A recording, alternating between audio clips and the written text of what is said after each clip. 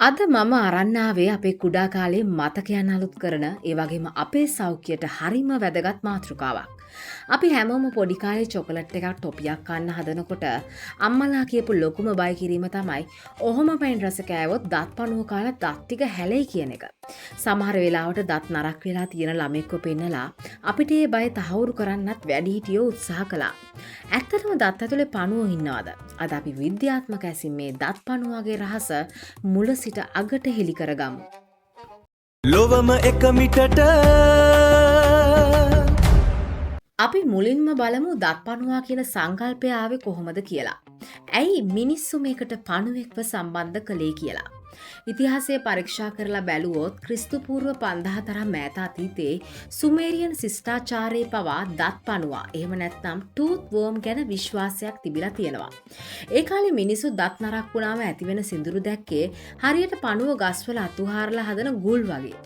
දතේ කැක්කුම එනකොට ඔවුන් හිතුවේ පණුවා දත ඇතුලේ දඟලනවා කියලා.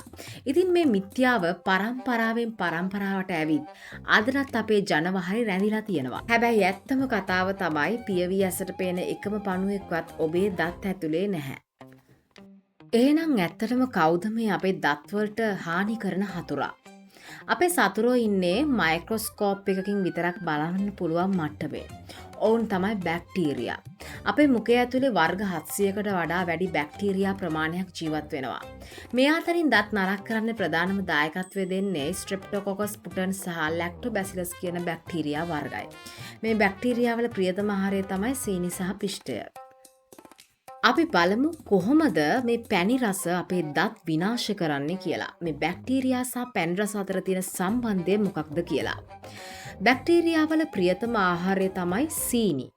ඔන්න දැන් ඔයා චොකලට් එකක් හරි පැණි රස කෑමක් හරි කනවා කියලා හිතන්න. ඒ කෑම වල තියෙන සීනි අංශුව දත් අතර රැඳෙනවා.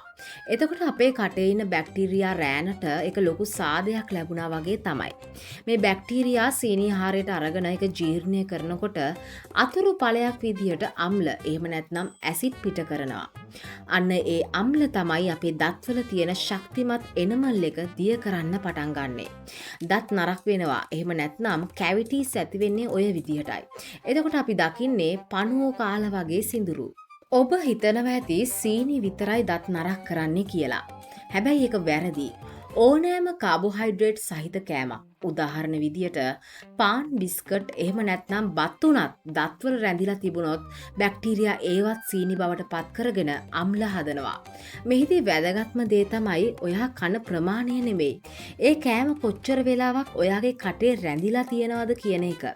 ඔයා එකපාරට පැන් රස කෑමක් කාලා කට හේදුවොත් ඔයාගේ හානිය වඩුයි. හැබැයි ටොපියක් වගේ දෙයක් දවස පුරා කටේ තියාගෙන ඉන්නව නම් බැක්ටීරියා වලට අම්ල හදන්න වැඩි වෙලාවක් ලැබෙනවා. අපි දැන් බලමු කොහොමද අපේ දත් ආරක්ෂා කරගන්නේ කියලා. දැන් අපි දන්නවා දත් කන්නේ පණුවෝ නෙවෙයි අම්ල කියලා. එහෙනම් මේකෙන් බේරෙන්නේ කොහොමද? පළවෙනි දේ තමයි හොඳින් කට සේදීම.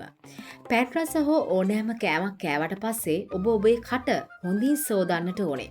එතකොට බැක්ටීරියා වලට ආහාර ලැබෙන්නේ නැහැ.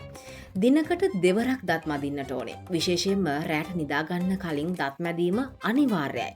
මොකද අපි නිදාගෙන ඉන්නකොට කටේ කෙල උත්පාදනය අඩු වෙන නිසා බැක්ටීරියා වලට වැඩේ දෙන්න හරිම ලේසි. ඒ වගේම තමයි ෆ්ලෝරයිඩ් අඩංගු දත් බෙහෙත් ඔබ පාවිච්චි කරන්නට ඕනේ. ඒකෙන් අපේ දත්වල එනමල් එක ශක්තිමත් කරලා අම්ල වලට ඔරොත්තු දෙන විදියට අපේ දත් ටික ආරක්ෂා කරනවා.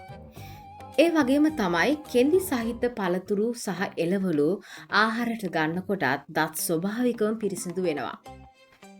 ඉතින් අද ඉඳන් කවුරු හරි කිව්වොත් දත් පණුව කනවා කියලා ඔයාලා දන්නවා නියම ඇත්ත මොකක්ද කියලා. පැන් රස කන එක නරක නැහැ. හැබැයි පැන් රස කෑවට පස්සේ දත් ගැන සැලකිලිමත් නොවන එක තමයි නරක දේ. අද අපේ මේ වීඩියෝ එකෙන් ඔයා අලුත් දෙයක් දැනගත්තා නම් මේක ඔයාගේ යාළුවොත් එක්ක ෂෙයා කරන්න අමතක කරන්න එපා. ඒ වගේම තමයි ඔයා මගේ channel එකට අලුත් කෙනෙක් නම් මේ channel එක subscribe කරන්නත් අමතක කරන්න එපා. විශේෂයෙන්ම පොඩි ළමයි ඉන්න දෙමාපියන්ට මේක වීඩියෝ එක ඉතාමත්ම වැදගත් වෙයි. එහෙනම් මම අදට සමු ගන්නවා. හැමෝම තමන්ගේ හිනාව ලස්සනට තියාගන්න දත් ටික පරිස්සම් කරගන්න.